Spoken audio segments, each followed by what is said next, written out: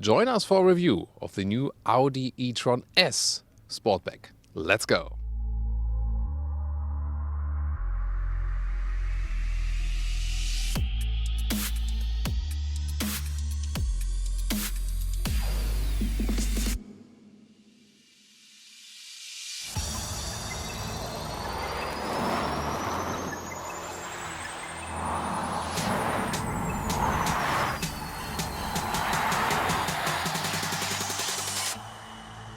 In the front we can already see a strong look here for the S model.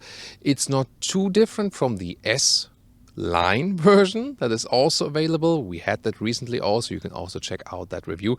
So we have stronger lower bumpers here, for example, and also this grille, of course here rather closed for the EV. The S model then has the S badge right here. We have a Catalunya red color car for today, but there's also, for example, Navarra blue available, some other different colors as well. There you can see, we have it also for you in the shots, that either you come with a silver look here, for example in Navarra blue car, but here then with this vehicle you also have the black package, which is an option. Then you have the black front grille and more black accentuations all over the vehicle, depending on what you like. And here we can see wider wheel arches for the S model, 2.3 centimeters or about an inch wider on each side. 4 meters 90, 16 foot 1 or 193 inches is the length of the Audi e-tron, both the same for the Sportback and for the SUV model. Yeah, came from this side here today.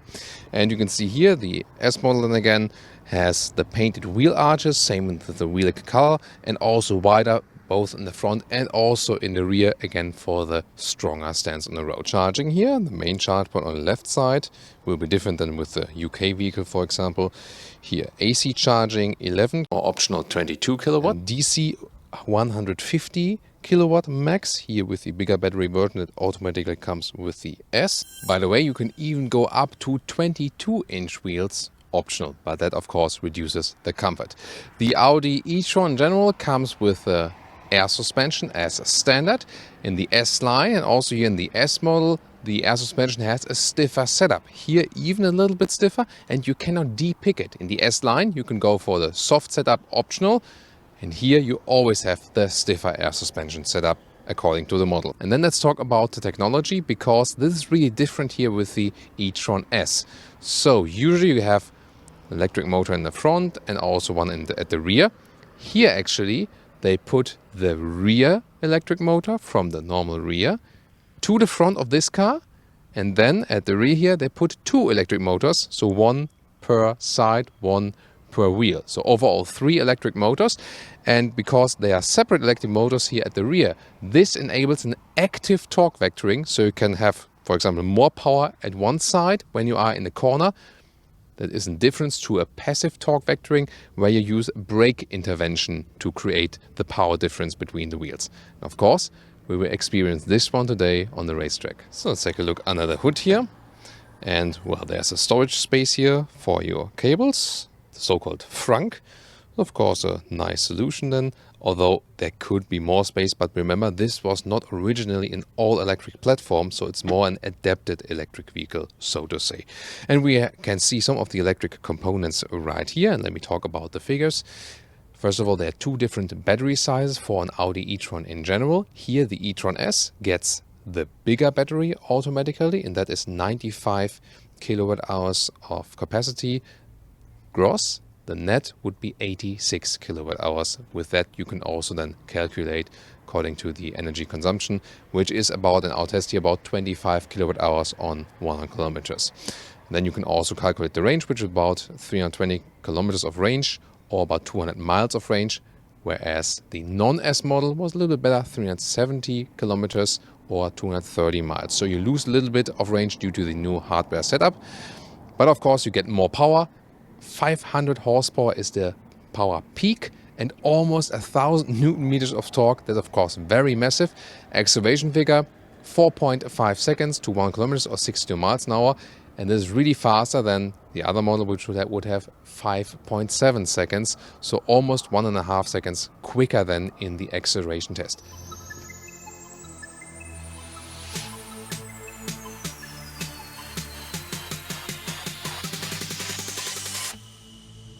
nice this Alcantara touch here for the S model, also soft touch above that.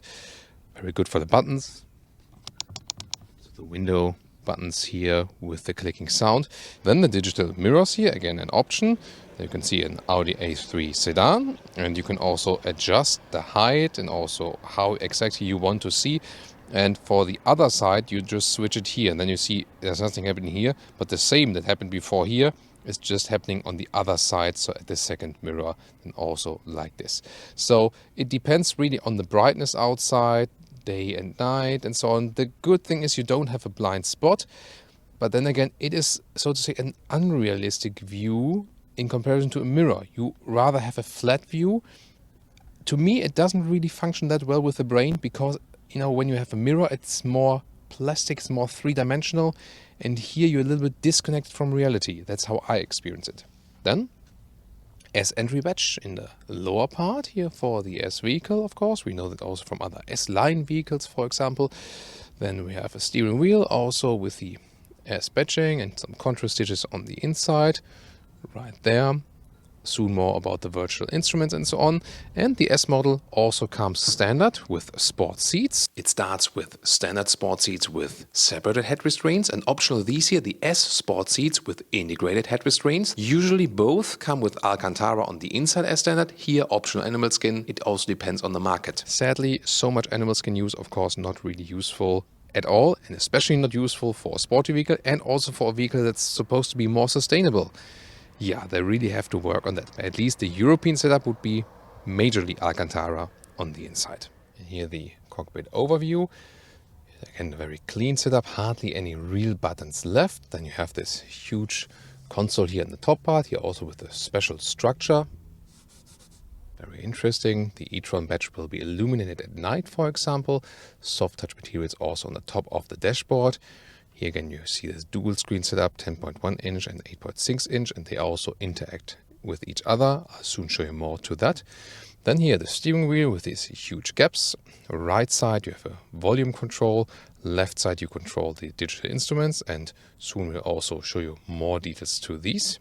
And you also have here then electric control of the steering wheel. You can have a different view like this, and of course you can also put in the GPS map, either just small or also all the way over the place. Now to the central infotainment unit.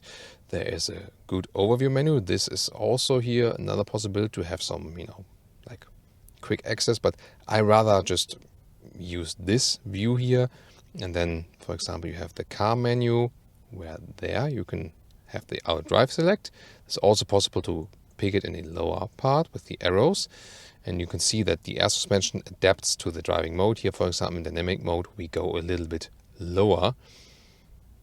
Other than that, what is also interesting is here, charging and efficiency assist. Here, when you set it to automatic recuperation, the car rather does it itself and always resets your command on the steering wheel with the pedals.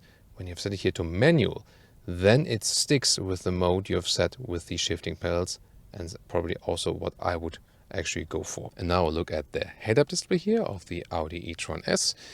It's a very nice option, and you can see the current speed, the allowed speed, and also some GPS information. By the way, the top speed here of the e-tronS is 210 kilometers an hour or 130 miles an hour.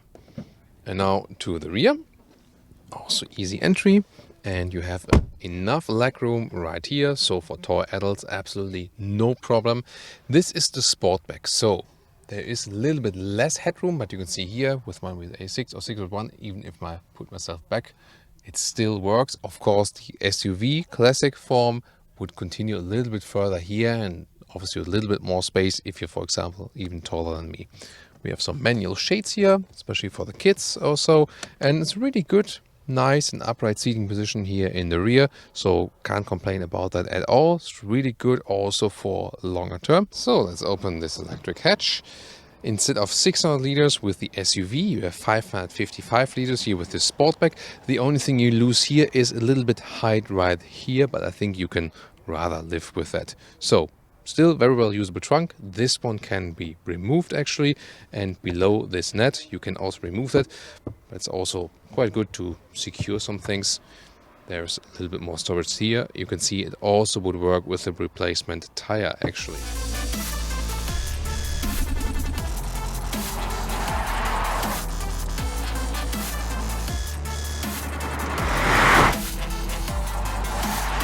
Welcome to Thomas's Active Driving Lounge with the Audi e-tron Sportback S or e-tron S Sportback, however you want to take it.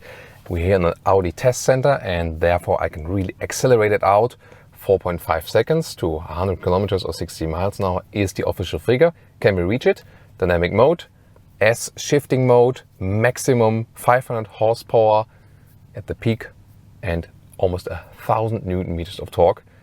Let's see. And then I'll also turn some, short laps here for the corners and stuff. Let's go.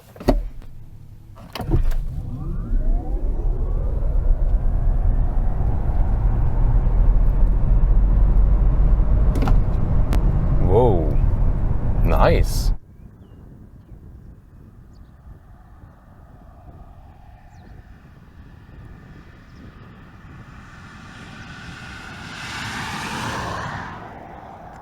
That was 145 kilometers an hour, so quick. Reduced the speed right there because there were some birds flying over the road. Of course, safety for the birds is way more important than us accelerating it out further. Wow, really cool. And I mean, how silent and smooth this acceleration came. Of course, here the Tesla Model S performance or the Model 3 performance model, they give you more boost, but this is of course here also a heavy car and still really cool from that performance. And of course you do feel a difference to the normal e-tron models here, 1.5 seconds faster. And what else is important? It's the cornering. When I'm going out of the corner here, I feel it's a little bit more agile, a little bit lighter. And here the air suspension setup is even a little bit stiffer. That too. So, and why is that actually? So, first of all, the air suspension hardware is the same as we would get with the S-Line model. But here in the true S model, it has a little bit stiffer setup then, and also in dynamic mode. And here, when we accelerate out the corner, we can use this new torque vectoring system because we now have these two electric motors at the rear, one at the front. The bigger one from the rear is put to the front here. From the rear from the normal model, front in this model, but then two new electric motors in the rear, one per wheel so to say, and that means there's an active torque vectoring. So here now in the left corner, the right wheel, the electric motor right wheel can give us more torque, and maybe you also heard that. So there's some kind of drifting possible. Not really, but just a little bit, tighter corners. Yeah, I feel that I'm a little bit getting pushed out of the corner. Very interesting. Yeah. I mean, it's still a heavy and big vehicle, but considering it's such a big and heavy vehicle, it drives astonishingly agile. Really cool. Now taking the corner a little bit tighter here. Yeah, pushing a little bit over the front wheels, but definitely this electric all-wheel drive is rear-wheel biased, so there's more power at the rear definitely. And again, this new torque vectoring makes the car even a little bit more agile. There was torque vectoring before, yes. However, there was a passive torque vectoring by braking in the inner wheel. Here, they don't need to brake in the inner wheel. They can just accelerate the outer wheel a little bit more. And that's the key then for a more agile driving experience. Here again, some slalom. Again, it feels like a smaller vehicle, and the electric drive makes it so agile. And look at how precise the steering is actually. So there's no dead zone area, and all my commands into the steering wheel are really transported onto the road. Now I'll really push it again here, outside of the corner. There we go. So a very fun driving experience. Hardly ever was such a big SUV so sporty to drive. So we know the Tesla Model X has of course a better range figure so to say, but driving agility wise the Audi really leads it. Yeah, they do have a problem with the animal skin seats here, definitely same as today, but driving wise, wow, really such a pleasure to drive this vehicle once again. It's not that this S model here is feeling like a completely different vehicle, like the non-S. Especially recently drove the S-Line, but definitely you feel a little sportier tune then, suspension-wise, and then this torque vectoring together with the plus in horsepower that gives us a little bit more sporty fun, a little bit more boost. So really impressed here what we experienced on the test track.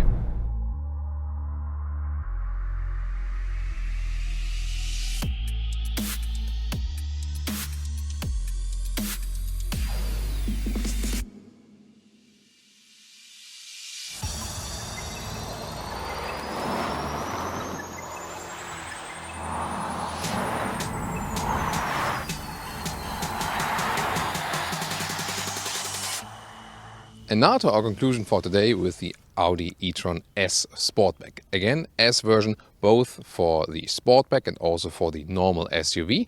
And what does it actually change? First of all, the exterior. I mean, the S-Line was already quite sporty. This one then a little bit bolder also, especially here with the wheel arches left and right. So, interior, not too many changes, little notch here and there. Of course, what's missing are more animal skin alternatives in the higher trims. Overall, the build quality is really high. The sound system, the optional one, really expensive, but a very good performance definitely. And also the whole user interface, I think, is also pretty easy to learn. Then, driving-wise, this car in general, both SUV and Sportback, is really, really impressive. So it handles so well. It handles like a smaller vehicle, although it's big and very, very heavy. With the new torque vectoring system, with the additional electric motor, with 2 electric motors at the rear, you can get out of the corners a little bit quicker. However, you rather feel this effect when you really push the vehicle. So for everyday driving life, it won't make the biggest difference. The acceleration, of course, is faster. You will notice that in this sport version here.